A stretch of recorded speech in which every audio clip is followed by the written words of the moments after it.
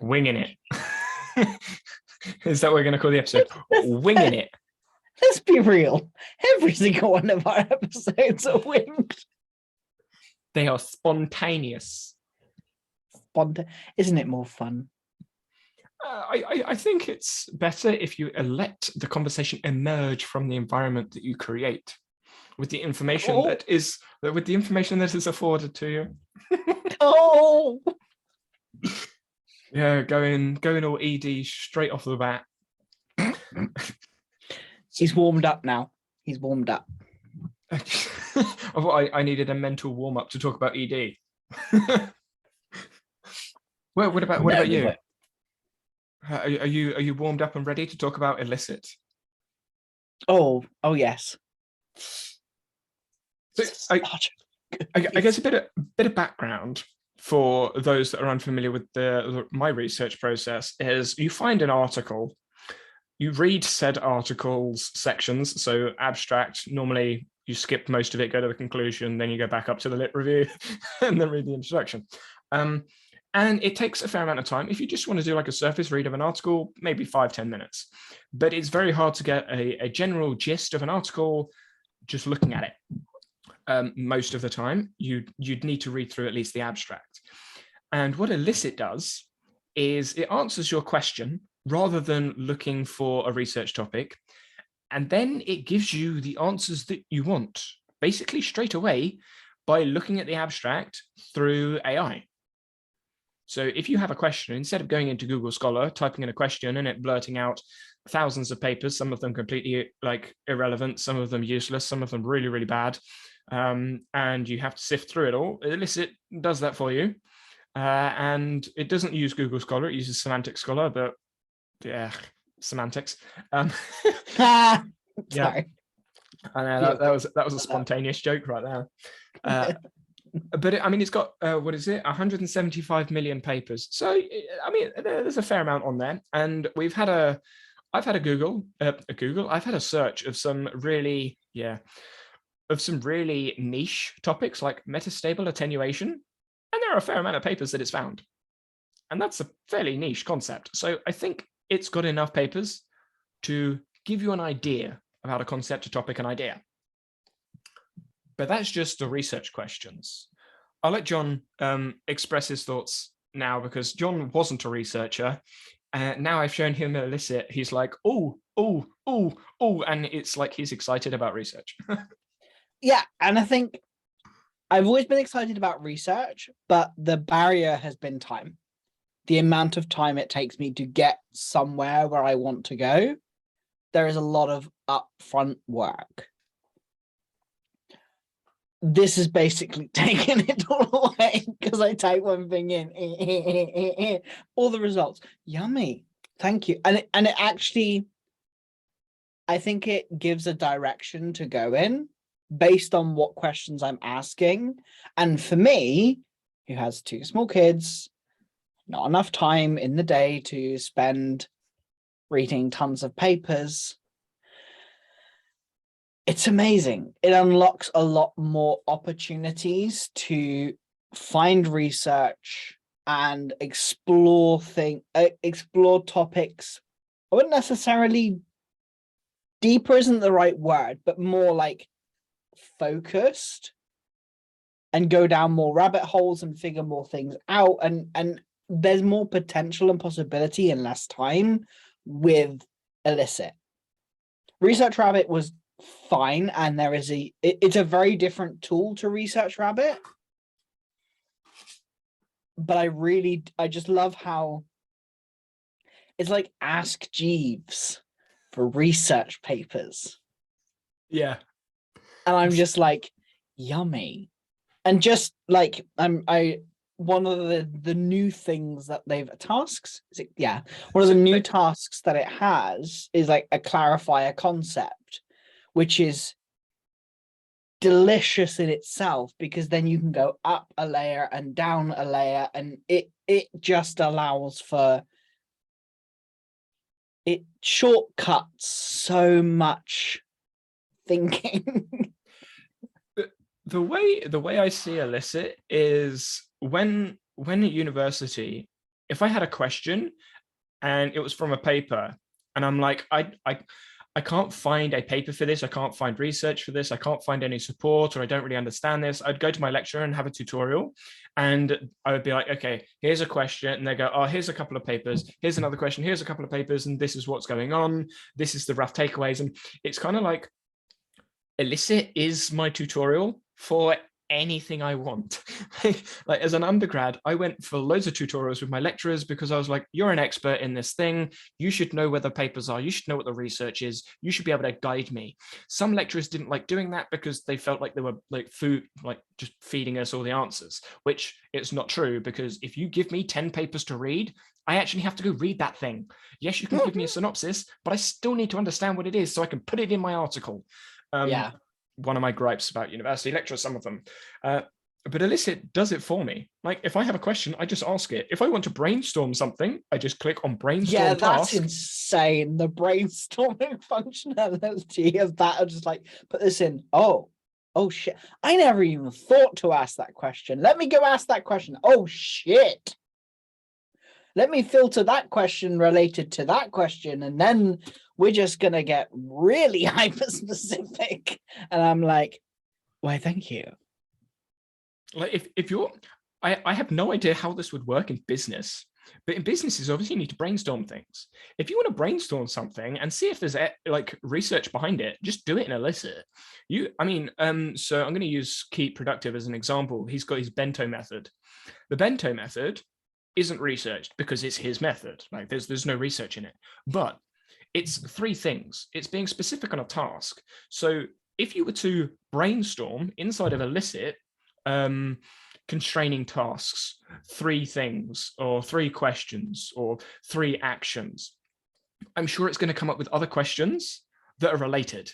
And then those related questions may lead you to research that can support the Bruno method. You're pointing at me aggressively.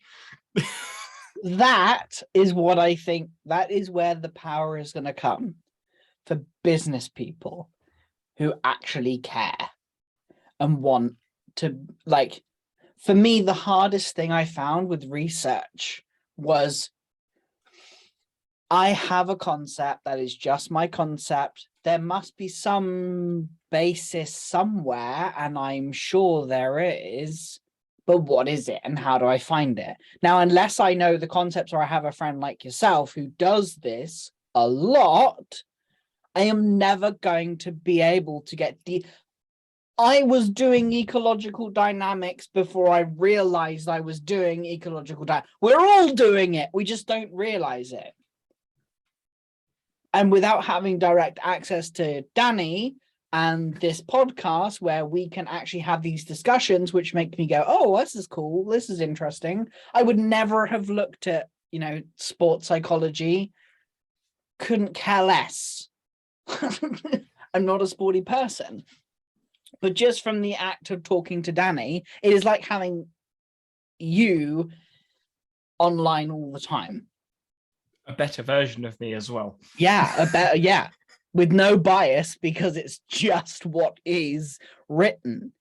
And I think that's really quite exciting. So I've typed in, is restricting tasks good? Just as a brainstorming question. And I've gone through what's a couple of filtered searches. So what I've done is I've gone through and I've starred a couple of results. For those unfamiliar with Elicit, I've starred a couple of results. I'm like, yeah, that's an interesting question. And I've cleared all the other ones and then searched again. And then starred a couple, cleared them all, and then searched again. So is restricting tasks good is a question that I put in. This is for the bento method because that's the example I used. We've got, how well does restricting a task increase concentration and focus? Well, now immediately I can look at the concentration and focus research. How do you get what is concentration? What is focus? The flow state springs to my mind, but obviously you then go into research question, concentration, focus. And then all of that research will be related to restricting tasks. Next one, how do task restrictions and rewards interact? Now, I didn't think about rewards, but when you think about the bento method, are there rewards? I don't know his method well enough, but if there are rewards, how do you then How do the rewards interact with the restrictions, with task restrictions? I have no idea, but that's something that he may want to look into. How could you reward people for restricting tasks in a day? Don't know. Can we improve students' productivity by giving them more freedom? And I was like, more freedom with restricting tasks. Can you give freedom whilst restricting tasks? I don't know. And I didn't even think of that question with the Bruno method. Bruno method? Bento method? Yep. Bruno's on the brain. But I was like, that's a really interesting question. That's an interesting connection. I've got two more. Are there trade-offs to restricting a task? I was like, good question, good point. Are there other ways to increase concentration and focus? Again, bringing up concentration and focus. They're two things that have come up. So that's obviously a main research focus. So I'm going, okay, I've got loads of, I mean, there's tons and tons and tons of questions, but they're the main ones that have come up. And I can go explore concentration and focus and then link that back to the Bento method, which, I mean, I did that as you were talking. So just a couple of seconds. It's crazy. It's actually quite exciting. I went through the clarifying concept. So ecological dynamics and skill acquisition went through, and there's a whole host of delicious things, chaos theory, goal-directed behavior, systems thinking, uncertainty in systems, systems dynamic, complexity theory, knowledge-based systems, levels of emergent behavior, complex adaptive systems. And I'm just like, yummy. And then, which is what grabbed my attention, creative economy. And I'm like, wait, what? Hold up. Have they got creative economy with same level concept? Yes. And I'm like, no, that can't be. And then if you think about it, think about it for a minute, it is. And I'm like, well, damn. And then you can start actually diving deeper into that, because it's something, it's just, I'm just like, oh, you got emergent behavior. And I made that link in my own notes with my creatives page, my content creator page, and my ecological dynamics, because that's a link that I made in my head through exploring the two. But you've come to that link without the 3 months of hassle, just by looking at Elicit. Yeah. It's kind of annoying from my front, but yeah, okay. And it's really interesting. Like that there is just like, oh shit. Yes. That's a lot of work right there. So I typed in restricting task for concentration and focus into just research papers. And there's papers dating back to 1994, one of them with 2,600 citations, dual task interference in simple tasks, data and theory. And then the abstract is the psychological refractory period effect indicates a stubborn bottleneck encompassing the process of choosing actions. Right? So that's and what I'm going to do now for those that are listening, obviously John can't really see what I'm doing, but I'm going to add a column, and I'm going to add, because these are all in there, I'm going to add takeaway suggestions. So it's going to add different points from them, and it's going to give me the takeaways of the paper. And then I'm also going to add in another one called outcome measured, and it's going to give me the outcome of the paper. And the outcome of that paper is performance. So it's looking for performance, but then we've also got in the other papers that have turned up response time, spatial extent to the attended area, interesting, focusing of visual attention, task completion, visual attention, and learning tasks are all the outcomes of related papers. And all of that is what the Bento method is for. And Bento can now say that, okay, restricting tasks, because that's what this is about, helps with focusing attention, visual attention, for learning tasks, and for performance. Maybe they didn't think about putting performance on the marketing page, but it's got research suggesting that if you restrict tasks, you increase performance. So you're welcome, Francesco. We'll send this to you. Well, I mean, it's not difficult. What it's got to do is just type it into Elicit, and it comes up with all the results. But yeah, and that's, I mean, that's just one like real world example, because we're doing it, like I'm doing it on my computer as I'm speaking. But it's so quick, so easy. Yeah, it's so quick. Like you just said, it took you 3 months to make that connection. I saw it here. I'm like, oh shit, yeah. It's like that. It's very like, boom, done, instant. And I wasn't even thinking about that. No, It and wasn't in my brain, but it does relate directly to my work in business. And this unlocks so much potential in terms of people like myself in business who genuinely want to actually have the science backing, because it adds a lot of credibility to what you're doing when you can say it's backed by science and you can fucking reference it. All of it. All of it. And there is so much you can do with that just in 5 seconds. I think what's interesting to me as well, because of the direction that they're heading, and I've only gone through, what you went through a task, I went through a task, and I went through asking a research question. There are loads of tasks, there are loads of buttons, there are filters, there are added columns, there are loads of things that you can do in the tool that both of us will be exploring over the next probably couple of weeks. As I go into my research and trying to refine a workflow. I don't think there is a workflow, because Elicit is like Obsidian. Like, you search for the thing and you find the thing. The difference in Obsidian is you can then curate and alter what's said. So I see Elicit and Zotero and Obsidian, for me, as my research trio. I wouldn't need to go to Google Scholar for most of the things, but I'm in that beginner stage. Like we said in the last episode, I'm in that beginner stage of I don't know what affordances and constraints this thing has, because I just don't know enough. And because it's such a new-ish tool, the community is fairly small.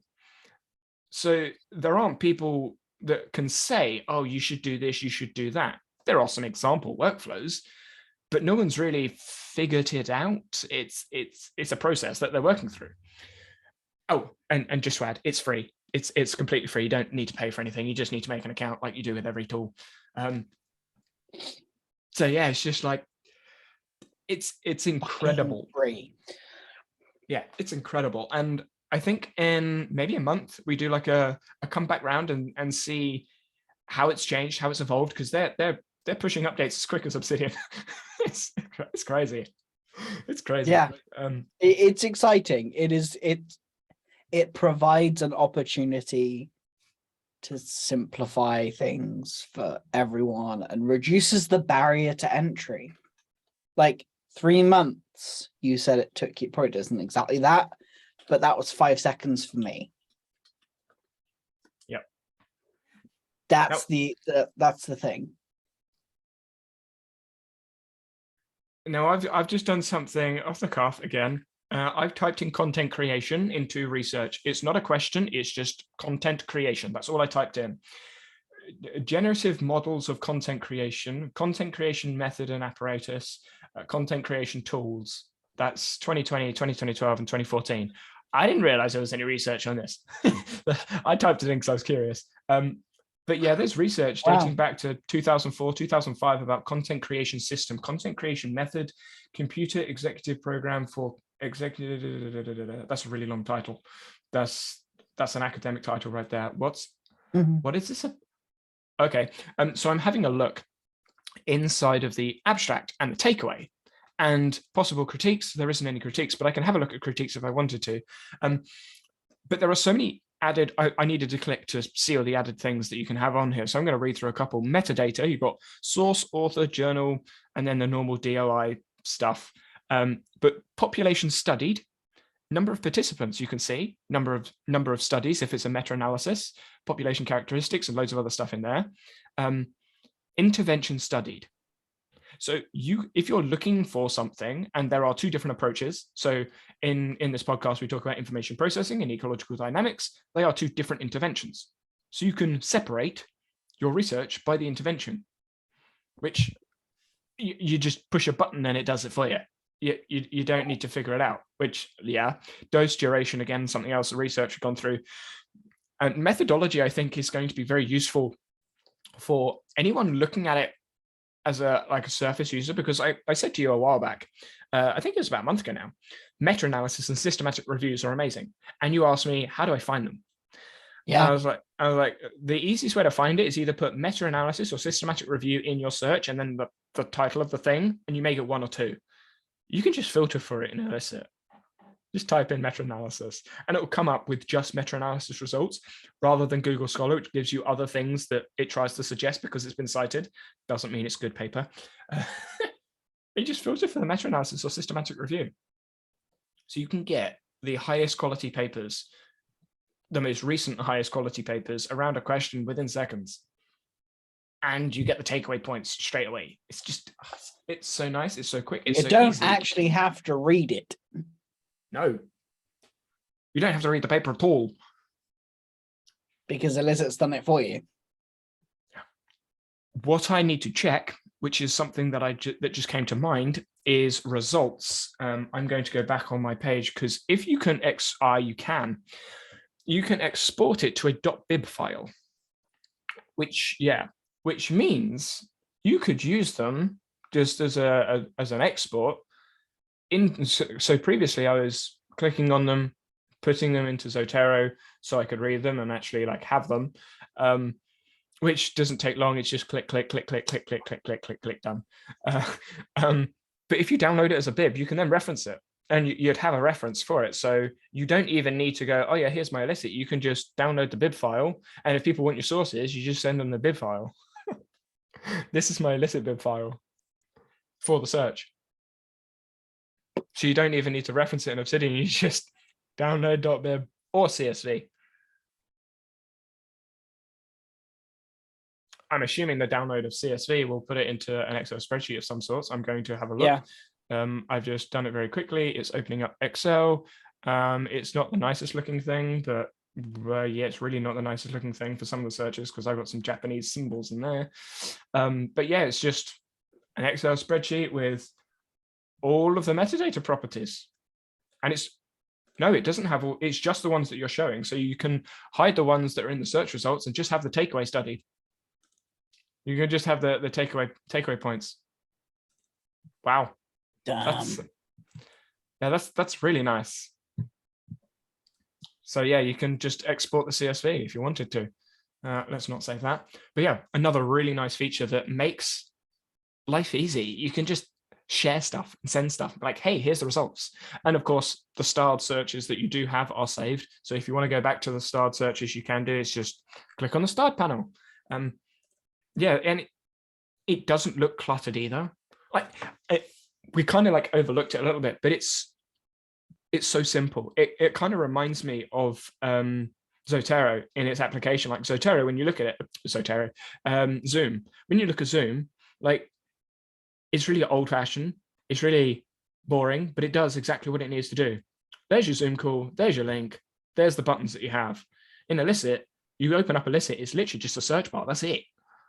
Ask a question. Elicit will find answers from 175 million papers, and then there's your search bar. That's it. Like there's no clutter, there's no mess, there's no advertising. It's just a white page and a search bar. So nice. I know this episode is basically us talking about Elicit, but I think AI tools have a place as an assistant. Yes, they are not the answer. They are to be used alongside what you already like, the human part. Yeah, because I think this is a conversation that's been had in some note-taking app spaces around AI tools and AI search and this, that, and the other. And I don't think AI doing any of it will help, because the AI doing the work is making the connections for you, which means you're not mentally doing any work, which means you're not mentally creating the connections. So you're not learning, you're just experiencing information. Experiencing information you can do as an assistant because it's sharing information to you. But you actually need to do the learning, you need to do the focus, you need to put in the work if you're going to remember anything. Like I said in my previous video, you need to encode information, i.e. put it into memory stores, if they're stores, if you believe in stores. I said stores and I was like, that's just a typical term that people use. I don't believe it does. It sounds weird, but I don't believe in memory stores. But that's too complicated to go through now. So if you believe in memory stores, you need to put your learning into memory stores or into memory in some way. And using AI to store the stuff, the transient information effect, you're just going to forget it because you're like, oh, Google remembers it. I don't need to know this because Google remembers it, or my notes have it. So you don't have it in your head. And that isn't useful when you're trying to explain something, talk about something, or actually do the skill. I realized I was just talking for a while and you've just sat there nodding. It works. Yeah, I agree. But it's building capacity. It allows for just more potential. And like, there is just that, if you have the space, if you've swallowed the pill, but you just don't have the time, it provides a direction, a movement. That is so exciting. I think it can also be used as a sort of a satisfactory answer. Because if you're looking for something and you're like, I really want to do this research, but XYZ's in the way, I'm just going to type the question into Elicit, see what it says, get a general idea. I'm like, okay, cool. I now have an answer to that. I have research papers if I want to go have a look, but I don't want to. I just wanted to know. Yes, you could do it on Google, but Google oftentimes comes up with blogs. And the blogs aren't always researched, referenced, and they can be biased. Whereas the Elicit results, when they come up, they will give you context as to, if you want to know, context as to how they found it, or what it really means, or other related things that you might not have thought about. So instead of it being a 5 top tips to do thing, you'd have the answer and just a takeaway point. And you'd have multiple takeaway points that you can get a fairly deep understanding of a topic just by reading the takeaway abstracts. Whereas in a blog, you'd have to read the whole blog. And you wouldn't, from my experience, you don't really get a deep understanding. You just get the tips. More nodding for those listening. Yeah, I was also looking at the problems with it. And a lot of the problems are based, if you have a modicum of sense and realize this is not all of the information, it is a space to start. It's an entry point, it's not the end point, if that makes sense. It's like it is a place to start, not the answer and all of the answer. And there are limitations, and as long as you understand that, it's like, let's start there and go play. I agree to an extent. I think it can be an answer. I think this depends what stage of the learning journey you're on. Because if you're at the start of your learning journey, it can be an answer for one bit, but a continuation of another, and could be the start to something else because you see a word in there, you're like, I have no idea what that is. So I think it could be all of the above. Yes. And I think it depends on your intention of use as to what you get from it. But I think that's the same with Google. But Google is less of a, oh, that's new. You're less likely to see things that are new on Google because a lot of people are just regurgitating information they've seen elsewhere, especially in blogs from what I see. My Feynman technique research shows that everyone referenced the same, like everyone referenced each other. It was just like a big circle. I don't want to say it, but yeah, it's just everyone referenced each other. Like there's no research here. You're just talking about each other to each other. Yeah. And I think that's the risk of Google. Whereas something like Elicit that is looking at the research papers, there isn't a a self-referenced or human element to it, because it's taken out. It's just, this is what we found, or they found. I don't know what you'd call it. This is what computer found. Yeah. It's exciting. Yes. Yeah. And I think moving forwards, we'll call it a month. We'll do a recap to see how it's impacted workflows. Yeah, that'll be interesting. So, because it'd be interesting to see if you use it, because obviously when I showed you it, you were going to America like a couple of days later. Yeah. So you didn't really have time to use it or explore it all. But because it's a new tool, there's gonna be an onboarding process of getting into the habit of using either Elicit instead of Google, or Elicit in the times where it may be useful. Because you're gonna need to remember to use it. I mean, I know I will have to like remember to use it. Similar with Research Rabbit when I started using that. Are you putting on your tab bar? Hell yeah. So you don't forget. I think that's a shorter episode, but we spoke about Elicit, so it was just an app and a bit of an AI excited moment. In a month's time, we may be like, yeah, we hate it, but we don't know. Yeah, probably. What idiot said that? It was all John. You're wearing yellow. It's your fault. Yeah, I didn't have my orange t-shirt on today. It's just not good enough. I know. Shame. So yeah, this. Yeah. That's my reaction. All right. Right. Sorted. See you guys next week. Bye.